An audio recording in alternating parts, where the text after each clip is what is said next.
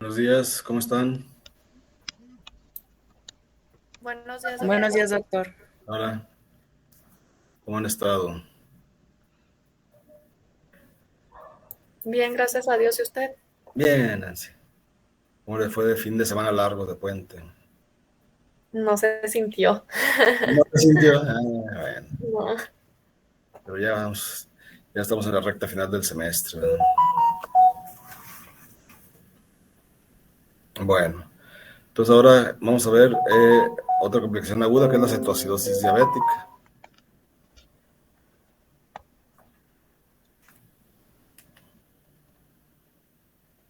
¿Quién va a empezar, jóvenes? Ya compartimos, doctor. Buenos días. Ya, buenos días, vamos a empezar, ¿no? Ok, ya va.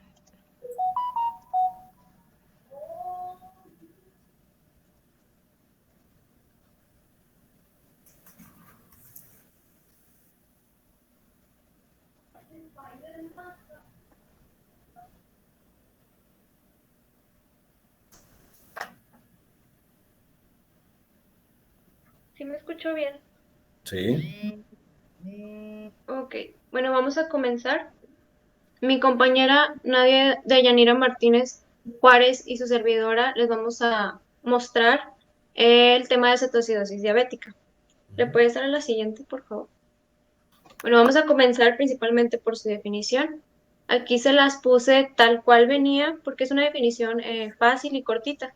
ujú, Esta es una complicación aguda, como ya mencionó el doctor, de la diabetes, que va a representar una deficiencia casi absoluta de insulina. Y esta se va a caracterizar por una triada. Esta triada incluye hiperglucemia, cetonemia y acidosis metabólica. ujú.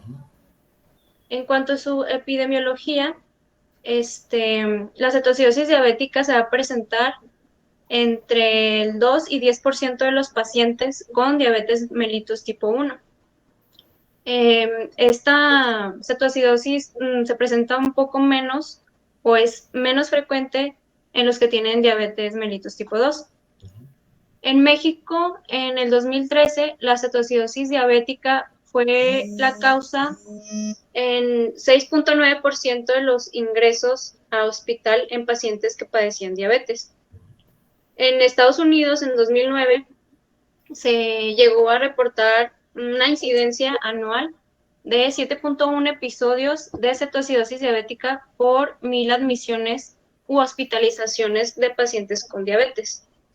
Y por último, se realizó un estudio multicéntrico. Multicéntrico quiere decir que el estudio bueno, los datos del estudio se obtuvo de varias instituciones. Entonces, este estudio se realizó en menores de 20 años de edad que padecen diabetes y resultó que al hacer el diagnóstico había una prevalencia de un 25% de cetoacidosis diabética en estos pacientes. ¿Le das a la siguiente, por favor? Comenzando con la fisiopatología o siguiendo con la fisiopatología, esta va a consistir básicamente en un desequilibrio hormonal. En este desequilibrio hormonal vamos a encontrar una deficiencia de secreción de insulina, un aumento de hormonas contrarreguladoras como es el glucagón o glucagón, catecolaminas, cortisol y hormona del crecimiento. Además, vamos a encontrar una hiperglucemia, que ya como comenté es una parte de la triada que caracteriza la cetoacidosis diabética, y también una estimulación de vías lipolíticas. Siguiendo con alteraciones metabólicas y hemodinámicas, la hiperglucemia, que es parte de esta cetoacidosis, va a resultar principalmente tanto por un aumento de la gluconeogénesis y la glucogenólisis. Y esto va a estar acompañado de una disminución de la utilización de la glucosa tanto por el hígado, el músculo y el tejido adiposo, que ahí les puse un adiposito que pues más bien parece como un huevito estrellado, Está bien. pero ¿le das a la siguiente, por favor? Con un pedazo de tocino ahí. Sí, bueno, seguimos con alteraciones metabólicas y hemodinámicas todavía. Hay que mencionar que hay mecanismos que van a favorecer la gluconeogénesis hepática. Uno de ellos puede ser una disminución o deficiencia de insulina, Otros son concentraciones elevadas de cortisol. Lo que va a hacer el cortisol es que va a ocasionar una reducción o disminución de síntesis de proteínas y un aumento de la proteólisis. Entonces, a las proteínas que están presentes las va a romper pues, en pedacitos más chiquitos, que vendrían siendo ya los aminoácidos. Y de tantos que van a haber por esta proteólisis, vamos a encontrar tanto alanina y glutamina entre ellos, y estos dos sirven como sustrato para la gluconeogénesis. También tenemos otro que es la glucogenólisis. Este proceso va a transformar el glucógeno del músculo en ácido láctico, y este también pues es un sustrato para la gluconeogénesis en el hígado. Ahora, tanto un aumento de glucagón, catecolaminas y cortisol, acompañado de una deficiencia de insulina, van a estimular a las enzimas gluconeogénicas, pero especialmente a la carboxicinasa de fosfenolpiruvato. El exceso de catecolaminas y deficiencia de insulina, que lo puse en rosa, va a facilitar o a favorecer la transformación de los triglicéridos en ácidos grasos libres y glicerol. Y estos también pues, son sustratos para formar cuerpos cetónicos y para producir la gluconeogénesis. Y por último, la disminución de la utilización de glucosa va a aumentar por las altas concentraciones tanto de ácidos grasos y de catecolaminas. ¿Le das a la siguiente, por favor? Seguimos todavía con alteraciones metabólicas y hemodinámicas. Aquí el aumento de ácidos grasos libres va a provocar que haya un aumento tanto de cuerpos cetónicos a través del proceso de beta-oxidación, y también va a haber un aumento de las lipoproteínas de muy baja densidad, que son las VLDL. En cuanto al malonil coenzima A, su disminución, que se debe principalmente al incremento de glucagón, va a aumentar la cetogénesis y va a ocasionar también la estimulación de la carnitina palmitoil aciltransferasa. En cambio, cuando, por ejemplo, la malonilcoenzima A se encuentra ya sea normal o baja, esta va a inhibir ahora la carnitina palmitoil aciltransferasa, que esta por lo regular va a limitar a la cetogénesis. También hay que recordar que el aumento de cuerpos cetónicos, que son tanto acetoacetato y beta-hidroxibutirato, van a producir una cetonemia y acidosis metabólica con anión GAP elevado. Ahora, por lo regular, cuando hay esta cetoacidosis diabética en los pacientes, es común que haya un déficit de hasta 6 litros de agua, porque al haber hiperglucemia, esta va a provocar como una carga osmótica, y esta carga osmótica va a ocasionar la deshidratación intracelular y la diuresis osmótica. Esta hiperglucemia lo que hace es ocasionar la salida tanto de agua y de potasio de las células, y pues esta se va al espacio extracelular. Y la entrada de potasio también se va a ver afectada porque, bueno, esto se debe más que nada por la nula o la poca acción de la insulina. Y también tenemos que tanto náuseas y vómitos que son ocasionados por la misma cetonemia van a llegar a empeorar la pérdida de líquidos, y también van a empeorar el estado hipovolémico que ya se encuentra. Por último, de esta parte hay que mencionar que la diuresis osmótica facilita tanto la pérdida de minerales y electrolitos como son sodio, cloro, potasio, calcio, magnesio y fosfato. Y el déficit de insulina va a provocar pérdidas renales de agua y electrolitos porque no hay reabsorción del sodio y de agua en el túbulo renal, porque de esto se encarga la insulina principalmente, o sea, la insulina media el proceso de reabsorción. ¿Le das a la siguiente, por favor? Seguimos con estado proinflamatorio y protrombótico. En la cetoacidosis diabética, bueno, se llega a acompañar de algunas citocinas tanto proinflamatorias y algunos factores procoagulantes como son el inhibidor del activador de plasminógeno 1 y la proteína C reactiva. Estas se van a llegar a regularizar cuando se aplique el tratamiento y se corrija la hiperglucemia. Y ahora en factores desencadenantes, en estos casos es muy importante que como médicos nosotros lleguemos a identificar la causa precisa de este problema, porque va a necesitarse para aplicar el tratamiento correctamente. Y también si se llega a identificar esta causa y se ataca, por así decirlo, hay posibilidades de un mejor pronóstico. Por lo regular, la causa más frecuente de la cetoacidosis son las infecciones o procesos infecciosos y pasan entre un 25 y 56% de los casos. Algunos otros casos que podemos encontrar pueden ser factores psicológicos sociales, como sería la omisión o la reducción de dosis de insulina, que esto pasa en un 15 o 30% de los casos. También aquí se incluye la anorexia y la transgresión dietética, y esto pasa en un 9%. La transgresión dietética quiere decir que se excede el límite en el consumo de alimentos, o sea que sobrepasa los límites que el cuerpo puede soportar. También vamos a tener a patologías gastrointestinales, esto pasa en un 5%. La pancreatitis y otras causas que pueden ser infarto agudo de miocardio, consumo excesivo de alcohol o alcoholismo, uremia, enfermedad cerebrovascular, hipertiroidismo, embarazo y también traumatismos. Otras causas son fármacos que aumentan el metabolismo de la glucosa.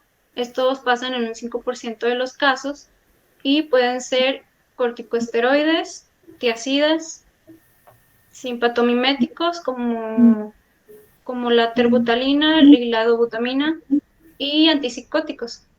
Y por último, también se puede deber por una disminución de la bomba de infusión continua de insulina. Y también hay que saber que entre un 20 o 30% de los casos no tienen una causa aparente o no fue posible encontrar esa causa.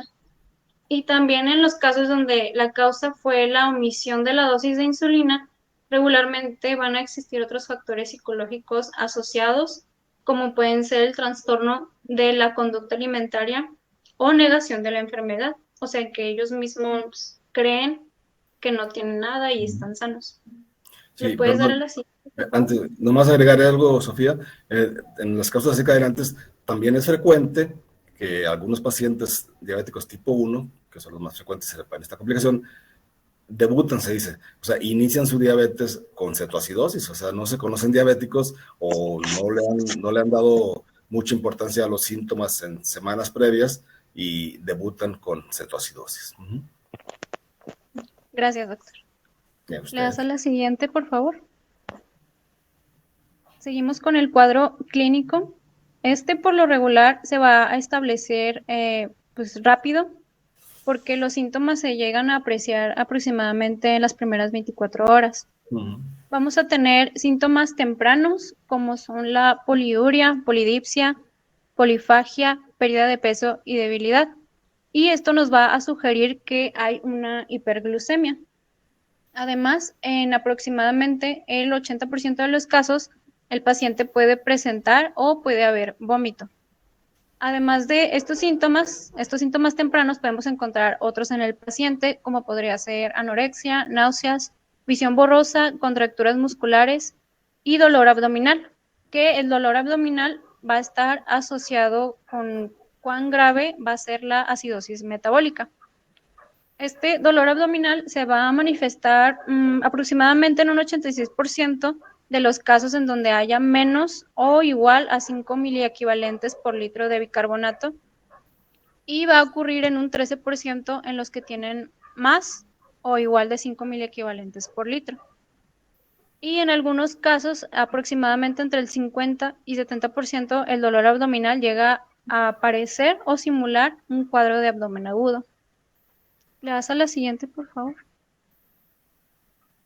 Ahora, a medida que la hiperglucemia va progresando, esto tanto en el grado el grado de hiperglucemia y el tiempo, el paciente puede llegar a tener síntomas neurológicos, como son signos focales y obnubilación. Y si esto no se trata a tiempo, puede llegar a presentar hasta un coma o puede llegar al coma. Por lo regular, las alteraciones neurológicas llegan a aparecer en un estado hiperosmolar que sea mayor a 320 miliosmoles por kilogramo, pero en aproximadamente el 30% de los casos se da por debajo de esta cifra cuando hay cetoacidosis diabética. Y cuando nosotros realizamos la exploración física al paciente, pues va a ser común que encontremos algunos otros signos o síntomas, como puede ser taquicardia, hipotensión arterial y algunos datos que indican deshidratación, como podría ser la resequedad de la mucosa oral y una disminución de la presión venosa yugular. También podemos encontrar la respiración de Kussmaul, sí, no sé si la estoy pronunciando bien, que se caracteriza, ok, gracias, que se caracteriza por ser profunda y forzada, y por lo regular va a aparecer cuando el pH sea menor a 7.2. Y cuando el pH sea menor a 7, este se puede llegar a asociar con una depresión respiratoria. Y por último, podemos encontrar en el paciente un aliento con olor a frutas, que este aliento con olor a frutas se debe al incremento de cetonas. Otros pueden ser tanto hipotermia o irnos al otro extremo, como sería la fiebre, hilio paralítico, distensión gástrica y también hiporreflexia. ¿Le puedes dar a la siguiente, por favor? Continuando con los hallazgos en estudios de laboratorio, en una cetoacidosis diabética, la glucosa, por lo regular, la vamos a encontrar casi siempre entre 300 y 350 miligramos por decilitro, pero siempre va a ser menor de 800, eso hay que tenerlo muy presente. Y la gravedad o el grado de hiperglucemia, hay que saber también que no nos va a indicar qué tan grave es la cetoacidosis. Ahora, hay también algunos factores que contribuyen a que haya un menor grado de hiperglucemia en una cetoacidosis comparada con un estado hiperosmolar no cetósico, como pueden ser algunos síntomas, ya sea dolor abdominal y disnea, que estos van a hacer que la atención médica sea en etapas más tempranas y pues no se llegue al estado hiperosmolar no cetósico. También la edad de la aparición más temprana, porque a una edad joven la filtración glomerular es mayor y permite una excreción de glucosa considerable, esto comparado con los pacientes que son pues de edad un poquito más avanzada. Cuando se realiza un examen general de orina, vamos a encontrar tanto glucosuria como cetonuria. En etapas tempranas o en el inicio, la cetonuria se va a presentar como beta-hidroxibutirato. Entonces, si la prueba se realiza con algunas tiras reactivas, pues no se va a poder detectar porque estas utilizan la reacción de nitropusiato y esto solo detecta el acetoacetato. Por esta razón, la medición de cetonas en orina no es un método ideal y lo preferible es que nosotros realicemos la medición de cetonas por exámenes sanguíneos.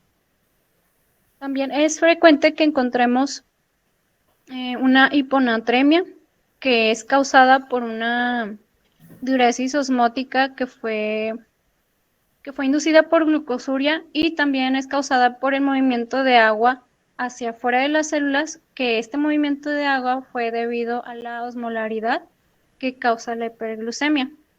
Cuando encontramos esto, lo recomendable es corregir la cifra de sodio medido. Vamos a utilizar un factor de corrección de 1.6 miliequivalentes por litro de disminución en la concentración de sodio por cada 100 miligramos por decilitro de glucosa. Bueno, incremento de glucosa. También podemos encontrar una hipopotasemia. En alrededor del 45% de los casos el potasio está normal, en el 15% está bajo y en el 40% se encuentra elevada. Los valores iniciales de potasio son algo graves, se podría decir, y se va a requerir que haya una vigilancia cardíaca y una reposición inmediata de este potasio, porque así nos va a evitar o podemos prevenir las arritmias en el paciente.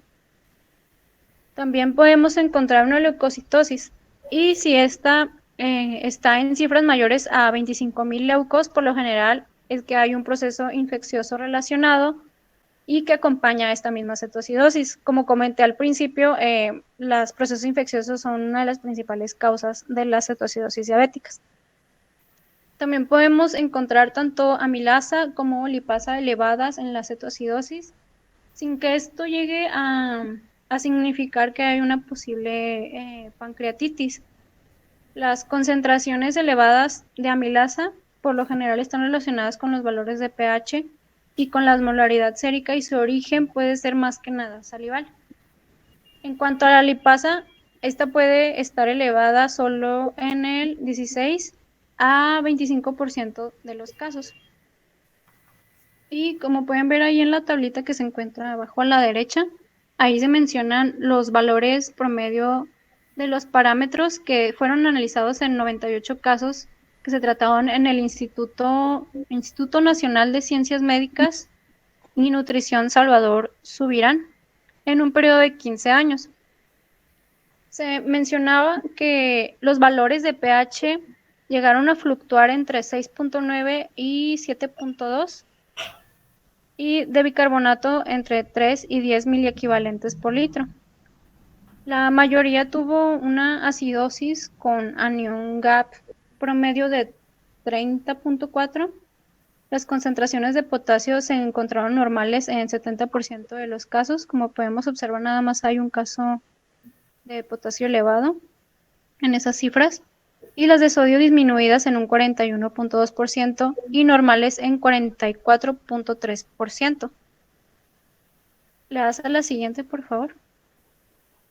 Y por último, de mi parte, seguiría el diagnóstico, que este debe sospecharse más que nada cuando nosotros realizamos la historia clínica, tanto la recopilación de signos y síntomas, pero siempre va a ser necesario confirmar nuestras sospechas con exámenes de laboratorio. El primer paso que nosotros podemos realizar para, digamos, quitarnos la duda por el momento sería realizar un dextrostis o una glucosa capilar. Y otras pruebas básicas iniciales incluyen, por ejemplo, cetonas en orina o en suero, que como comenté anteriormente, pues sería lo ideal para medir las cetonas. También podemos hacer exámenes para medir el sodio, el potasio, el cloro, el bicarbonato, el nitrógeno ureico, la creatinina, glucosa, lactato y gases arteriales. Y también se deben solicitar estudios adicionales, esto ya de acuerdo al cuadro clínico que pueda presentar el paciente. Estos pueden ser, por ejemplo, enzimas cardíacas, gonadotropina coriónica humana, concentraciones de ácido acetilsalicílico y acetaminofeno, que es el paracetamol, y pruebas de función hepática y tiroidea, y también lipasa y concentraciones de etanol. Y también, por ejemplo, los estudios de imagen, tanto radiografía, por ejemplo, de tórax, tomografía de cerebro, abdomen, pelvis, y también de tórax, pueden proporcionar información muy importante. Y el diagnóstico se realiza con una cifra de pH menor a 7.3, el bicarbonato menor a 18 miliequivalentes por litro, la glucosa por lo general que sea menor de mayor de 250 miligramos sobre decilitro, y cetonas en suero y orina. También puede haber cetoacidosis con cifras menores de glucosa que se observan más que nada en pacientes con embarazo o tratados con bombas de infusión de insulina. Y creo que también en alcohólicos. Y pues, por último, la gravedad de la cetoacidosis diabética va a depender de la velocidad de la producción de los cetoácidos, duración del aumento de la producción y velocidad de la excreción de la orina. Y eso sería todo de mi parte. Muy bien, Sofía, muy bien.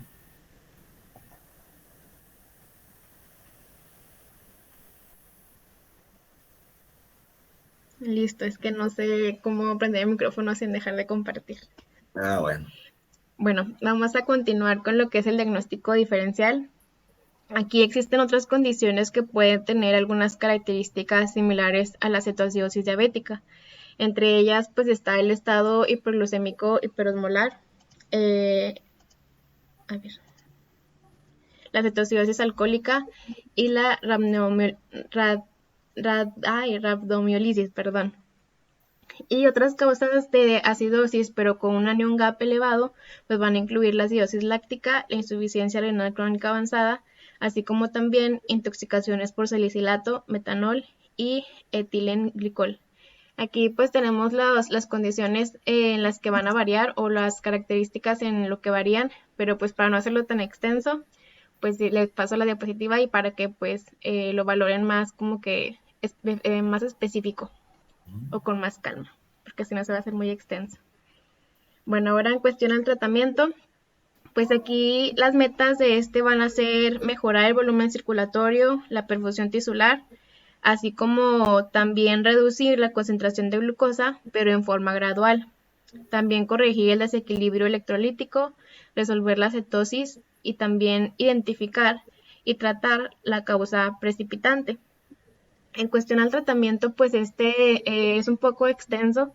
Se puede dividir como en pasos, donde lo primero va a ser medidas generales, se sigue con el trastorno desencadenante, o sea, identificarlo, la reposición del volumen, la insulina, reposición de potasio, reposición de fosfato y magnesio y reposición de bicarbonato. Empezando con las medidas generales, estas pues va a tomar en cuenta el mantenimiento de la vía aérea permeable, que pues va a ser de acuerdo al paciente. Puede ser con suplemento de oxígeno a través de puntas nasales o bien mediante ventilación mecánica. De igual dentro de las medidas generales se tiene pues el establecer una vía intravenosa adecuada, por lo cual en la mayor parte de los casos se va a requerir la colocación de un catéter central para la medición de la presión venosa central. Aquí pues es pues, principalmente más necesario en los pacientes que presentan alguna cardiopatía o nefropatía o bien en los adultos mayores. También se va a colocar lo que es una sonda Foley en casos de que se presente oliguria o un estado de choque, alteración del estado de alerta o bien una vejiga neurogénica. Y también se coloca lo que es una sonda nasogástrica en casos donde el paciente presente una distensión gástrica o exista una sospecha de oclusión intestinal o de pancreatitis.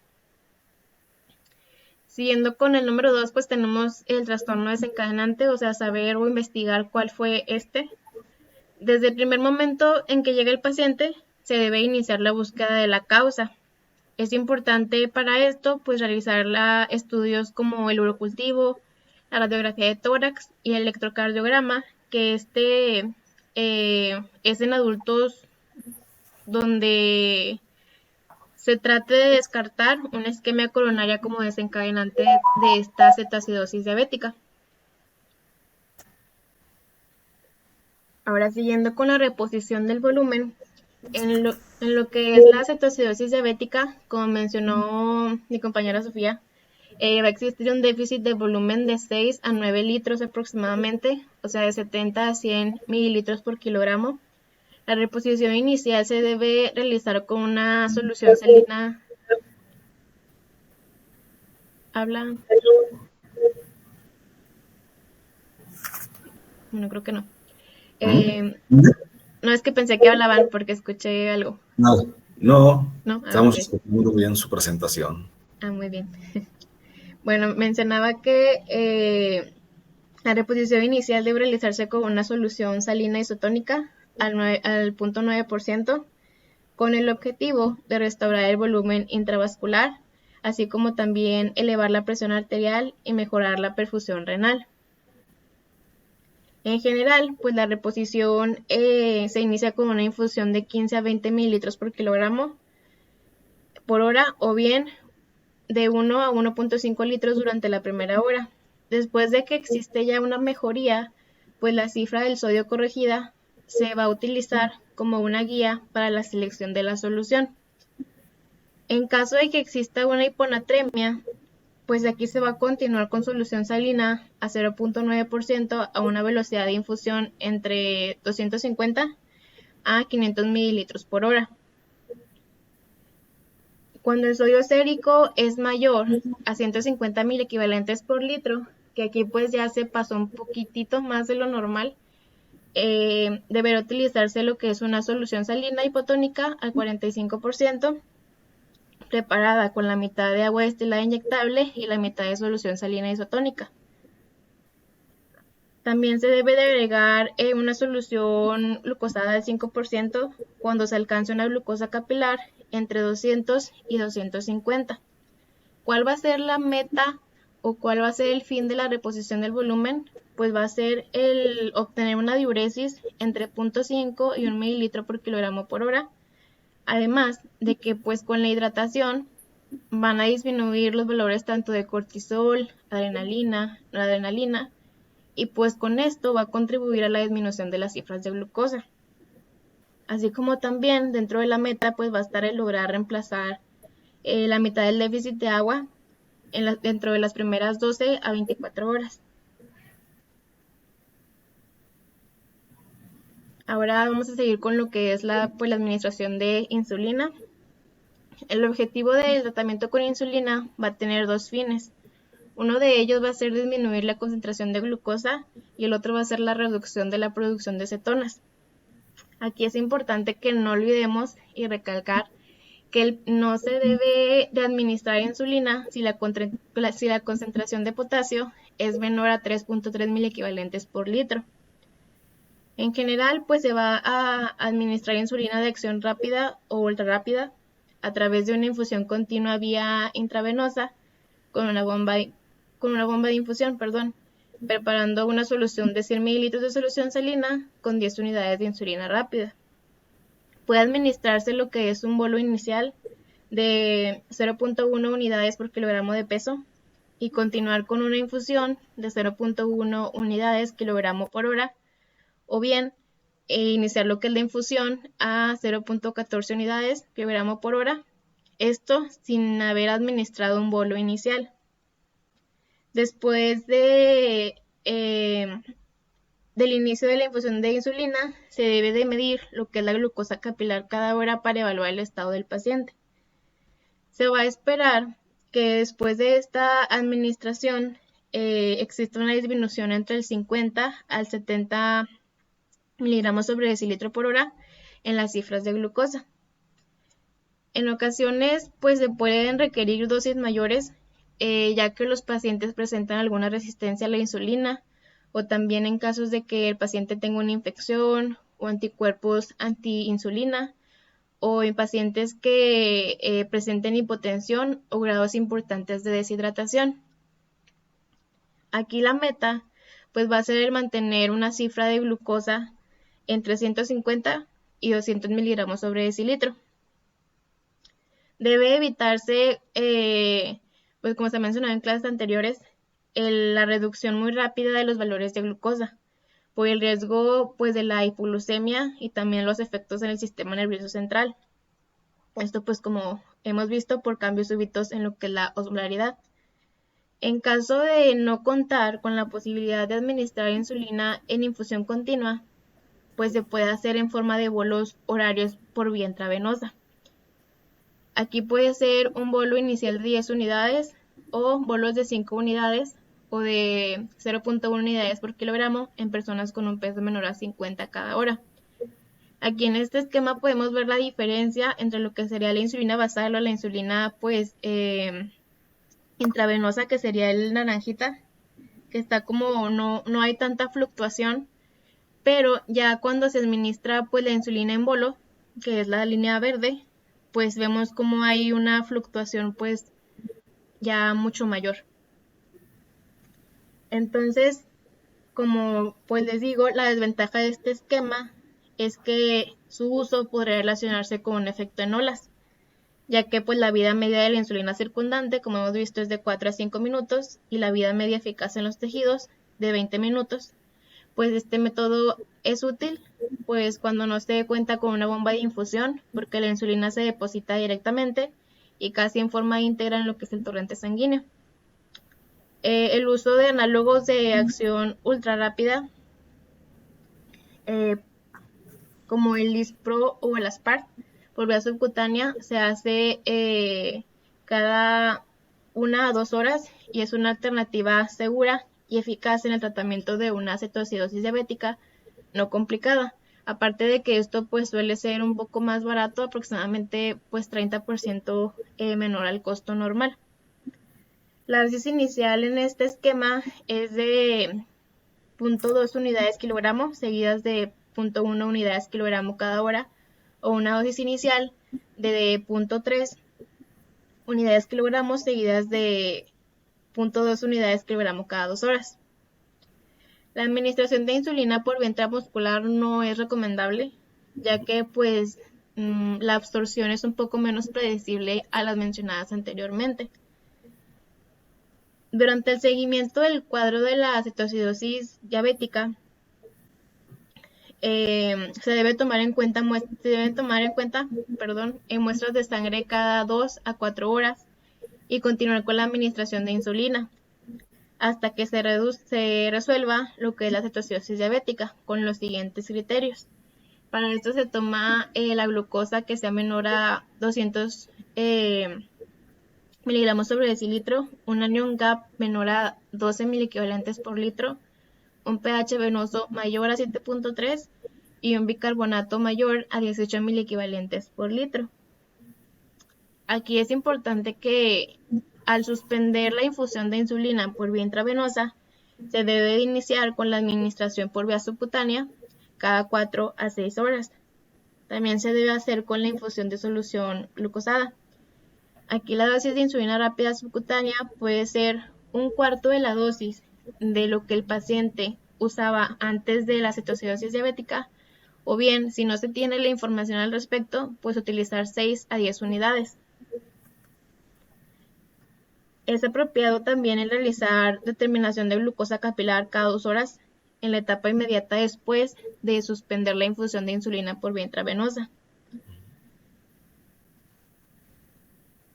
Ay, creo que se movieron mucho las diapos. Bueno, siguiendo con la reposición del potasio, aquí existe un déficit de potasio debido a la acidosis, a la proteólisis, a la insulinopenia, a pérdidas urinarias y gastrointestinales. Entonces, el tratamiento con insulina, la corrección de acidosis y la expansión del volumen van a disminuir la concentración de potasio dentro de las primeras 2 a 4 horas del inicio del tratamiento con insulina. Entonces, la disminución del potasio es provocada por el aldosteronismo secundario a la deshidratación, por la entrada de potasio a las células por corrección de acidosis y por un efecto de la insulina en la captación de glucosa en tejido adiposo, músculo e hígado, relacionada con mayor ingreso de potasio. Para la reposición del potasio, pues se va a iniciar con cifras de menos de 5 miliequivalentes por litro, después de pues indagar o documentar de que la diuresis es adecuada, o sea de 50 mililitros por hora. Después se van a agregar entre 20 a 40 miliequivalentes de potasio a cada litro de solución administrada. La meta en la reposición del potasio va a ser mantener una cifra entre 4 a 5 miliequivalentes por litro. Ahora, pasando a la reposición de fosfato y magnesio, es pues característico que tenga déficit de fósforo en promedio de 1 milimol por kilogramo. Esto lo causa pues la disminución de la ingesta, la fosfaturia por diuresis osmótica, pero pues solamente se va a encontrar lo que es una hipofosfatemia en solo el 11% de los casos. Ya que pues la deficiencia de la insulina y la acidosis metabólica pues ocasionan que el fósforo salga de las células. Cuando las concentraciones de fósforo son menores a 0.5 miligramos sobre decilitro, se pueden producir repercusiones en el metabolismo y en la función de algunos órganos, así como la reducción de 2,3 difosfoglicerato en los eritrocitos, que esto pues va a aumentar la afinidad de la hemoglobina por el oxígeno y va a condicionar a una hipoxia tisular. Y aquí la importancia. Entonces, la mayoría de los pacientes no tienen complicación relacionada con hipofosfatemia, pero pues sí se deben de tomar en cuenta. La disminución extrema de los valores de fósforo, por debajo de 1 miligramo sobre decilitro, se va a relacionar con una insuficiencia respiratoria, con debilidad de los músculos estriados, con una rhabdomiólisis o una disminución del sistema nervioso central. En estos casos, para la reposición de potasio, pues pueden utilizarse cloruro de potasio y fosfato de potasio por partes iguales. Ahora, en cuanto al magnesio, pues su concentración se encuentra elevada en el 68% de los casos y se encuentra baja en el 25% de los casos de cetoacidosis diabética. En general, pues la concentración de magnesio se va a reducir después del tratamiento y pues son bajas en el 55% de los pacientes, aunque no es necesaria su reposición. En raras ocasiones, pues la reducción del magnesio puede llegar a producir arritmias cardíacas. Ahora pasamos a lo último, que es la reposición del bicarbonato. Aquí es un aspecto pues de controversia, ya que la acidosis metabólica puede producir depresión cardíaca, respiratoria y una vasodilatación periférica. Por otra parte, pues la corrección rápida de la acidosis con suplementos de bicarbonato puede condicionar a la hipopotasemia, a la hipoxia tisular, al edema cerebral y a una acidosis paradójica. En el caso de que el pH esté entre 6.9 y 7, pues se puede considerar la administración de bicarbonato, que sería con una dosis de 50 miliequivalentes más 10 miliequivalentes de cloruro de potasio en 200 mililitros de agua en 2 horas. En este caso, el pH se va a evaluar cada 2 horas y el tratamiento puede repetirse, hasta que el pH sea mayor a 7.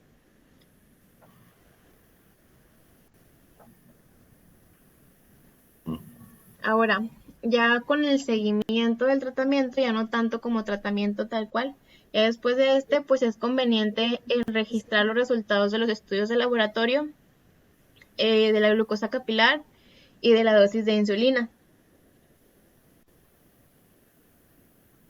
Esto se hace utilizando una hoja de concentración de datos. Este registro nos va a servir o nos va a permitir la valoración rápida de la situación actual del paciente, por lo cual pues es importante. Al ingreso, pues se realiza, como mencionó mi compañera Sofía, la determinación de la glucosa, el nitrógeno ureico, la creatinina, etcétera, pues ya los mencionó, para no repetirlo.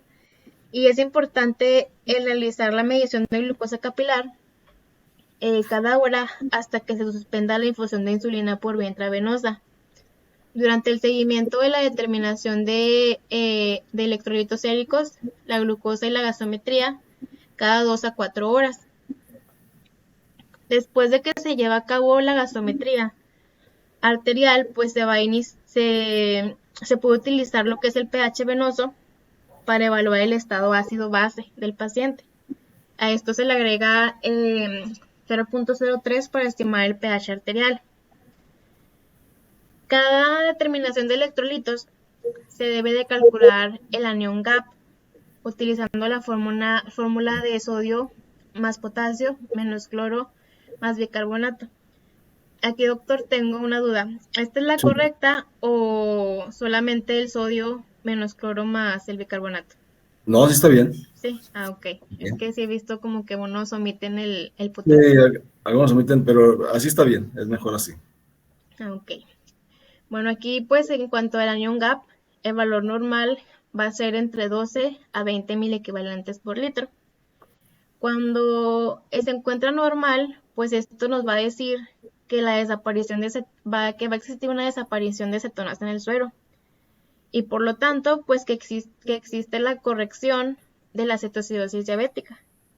La cetonemia y cetonuria pues pueden persistir por más de 36 horas debido a que la eliminación de acetona es lenta. Se puede considerar que la cetoacidosis diabética se ha resuelto cuando se tienen valores de una glucosa menor a 200 miligramos sobre decilitro y cuando se cumplen dos de estos criterios, como el bicarbonato que sea mayor a 18.000 equivalentes por litro o que el pH sea mayor a 7.3 o que el anion gap pues se encuentre menor a 12.000 equivalentes por litro. Ahora sí, ya por último, las complicaciones. En esta se puede hablar de una hipoglucemia e hipopotasemia que va a estar asociada más que nada al tratamiento, que pues son las complicaciones más frecuentes de la cetoacidosis diabética. También durante la fase de recuperación es frecuente que se desarrolle una acidosis hiperclorémica con anion gap normal, que esto va a ser causado más que nada por la pérdida de cantidades grandes de cetoaniones y aparte por el exceso de infusión de líquidos con cloro durante el tratamiento. La otra complicación son los fenómenos trombóticos que pueden ser una trombosis arterial cerebral, las coronarias y del abdomen son las que más se relacionan con pues desenlaces un poco más graves. Estas aparecen ya sea de horas o días después de que se inicia el tratamiento. Y aquí pues los factores que van a condicionar a esta va a ser pues la deshidratación, el aumento de la viscosidad sanguínea, una disminución del gasto cardíaco, alteraciones de la perfusión, elevación de la agregación y adhesividad plaquetaria, etc. Y pues la última complicación sería el edema cerebral, que esta es muy rara que se presente. Se presenta en lo que son niños y excepcionalmente en pacientes mayores de 20 años. Y la manifestación clínica más temprana en lo que es el edema cerebral va a ser una cefalea seguida de la alteración del estado de conciencia. Esta complicación puede ocasionar daño neurológico permanente e incluso la muerte hasta en el 70% de los casos de pacientes con cetoacidosis diabética. Y pues eso sería todo, doctor. Muy bien, Nadia y Sofía. Muy buen resumen, ¿eh? No hay prácticamente nada que agregar. Está bien resumido y bien explicado. ¿Alguien quiere agregar algo? Doctor, yo tenía una duda, bueno, Sí. se me olvidó, creo ya lo había explicado, pero se me olvidó. ¿Cuál era la insulina que se puede aplicar por vía intravenosa? Sí, ese es un comentario importantísimo. Bueno, de una vez directamente, la insulina que se pueda administrar o que se debe administrar en estos casos y que es por vía intravenosa para mayor rapidez es la insulina de acción rápida, ¿sí?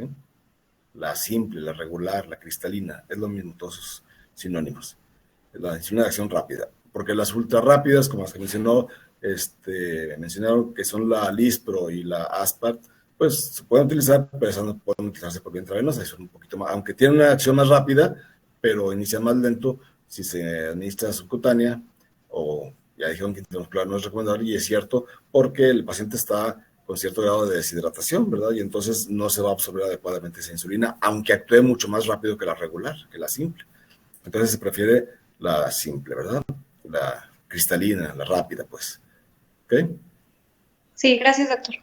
Ahora bien, si están en el rancho, en el servicio social y detectan una cetoacidosis y se batalla para tener una vena permeable, porque a veces se batalla como ya están un poquito deshidratados y con las venas más colapsadas, pues entonces hay que ponerse la subcutánea, ¿verdad? para que aunque sea lento, vaya haciendo efecto. La insulina de acción rápida, pues. Entonces, pues, la cetoacidosis es una complicación aguda, grave, que requiere atención inmediata, tanto en un servicio de urgencias e incluso hasta en una terapia intensiva. Estas complicaciones, ya mencionaron, no voy a mencionar así rápidamente, son en diabéticos tipo 1 por lo general, también tipo 2 hay. Por lo general hay un factor desencadenante que ya los mencionaron, los infecciosos, las transgresiones dietéticas, etcétera, o el debut que yo les decía, el debut de pacientes diabéticos tipo 1, que así inician su diabetes con cetoacidosis. El cuadro clínico es característico, es rápido, en cuestión de un día o para otro ya está, o de una mañana para la noche ya está en cetoacidosis, con la respiración de Kussmaul, o sea, respiración con inspiraciones y expiraciones rápidas, y acababan de correr los 100 metros. Y pues la deshidratación, oliguria, y ya los datos del laboratorio que mencionaron, que no hay nada que agregar. Hay que reconocerlo porque el éxito de sacar a un paciente adelante con cetoacidosis radica en el tratamiento rápido en las primeras horas de que se detecta, es decir, con líquidos, la insulina y si es necesario el bicarbonato. Los líquidos ya mencionó claramente, la solución salina fisiológica se le conoce, que es la solución salina al 0.9%, es la ideal, y la insulina que dijimos, que la insulina de acción rápida. Ahí además comentaría que si ya se tiene la vena permeable, es conveniente, el bolo que dijo de 0.1 unidad por kilo está bien, pero si está con una cetoacidosis más o menos importante, hasta 0.3 unidades por kilo.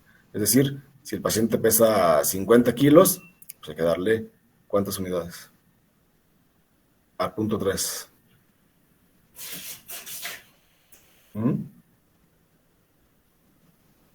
¿Cómo, perdón, doctor? Si un paciente, yo recomiendo que den de bolo de inicio una dosis de insulina regular, 0.3 por kilo. De inicio, de bolo. Así ¿Y dijo 5 kilos? 50, no, 5 kilos, pues. 50. 5 kilos son muy chiquititos. Son 150. Ay, no, perdón. Ya Serían 15. Ya se le fue el punto. ¿Cuánto? Sí, 15. 15 unidades, Alejandra, está bien. 70 por 0.3 son 15 unidades, ¿no? 15 unidades, incluso hasta 20 unidades de inicio, como dosis única, y luego ya seguir con la dosis que mencionamos de 0.1 unidad por kilo por hora, si no se tiene la bomba de infusión, de insulina de acción regular. Las metas, los objetivos ya los mencionaron, que baje la glucosa a 200, que baje la acidosis, etcétera, el carbonato. Y aquí también mencionar que los niveles de pH, o sea, los parámetros de pH son importantísimos, tanto para guiar el tratamiento como factor pronóstico. Los pacientes que tengan el pH normal de 7.35 a 7.45, ¿verdad? Entonces, los pacientes que vienen con un pH de 7.3, 7.2, pues ya están graves. Los de 7.1, pues se requiere quizá, aunque algunos dicen que hasta el 7 de pH se usa el bicarbonato. Yo recomendaría que en 7.1 ya se podría usar, aunque deje dosis bajas de bicarbonato. Pero ya por abajo de 7, 6.9, 6.8, obviamente hay que usar el bicarbonato, pero también hay que informar a los familiares que el paciente está muy grave. Por lo general, la mayoría de los pacientes que llegan con pH de 6.8, 6.9 fallecen casi todos. Son difícilmente rescatables porque ya tienen una acidosis profunda, severa. Entonces también sirve como un factor pronóstico para informar a los familiares cómo está su paciente. Y el uso del bicarbonato, pues ya dijo, es controversial. Por lo general, entre la rehidratación con la solución salina más la insulina que están aplicando, se revierte todo el proceso fisiopatológico que mencionó Sofía. Y entonces ya no se hace necesario mucho el uso de bicarbonato. Y el potasio, sí hay que usarlo con mucha cautela y sobre todo únicamente estar ciertos de que el paciente ya está orinando, ¿sí? De que tenga una diuresis por ejemplo de 30 a 50 mililitros por hora, ya es seguro darle algo de potasio al paciente. ¿Ok? Sí, doctor, gracias. Muy bien. Doctor, Mande. yo había leído que se recomendaba utilizar coloides si después de una hora de tratamiento con lo que es electrolitos el paciente va a seguir con hipotensión y datos de colapso vascular. Sí. ¿Eso Sí, sí? ¿Sí? Ah, okay. Sí, es viable. Si sigue hipotenso con taquicardia y todo, es posible usar los coloides, ¿cómo no? Sí. Muchas gracias, doctor. Bueno, jóvenes, pues si no hay otra cosa, aquí le dejamos por hoy. Nos vemos el viernes ya con el estado hiperosmolar no cetósico. Sí, doctor, muchas gracias. Gracias, doctor. Gracias, hasta el viernes.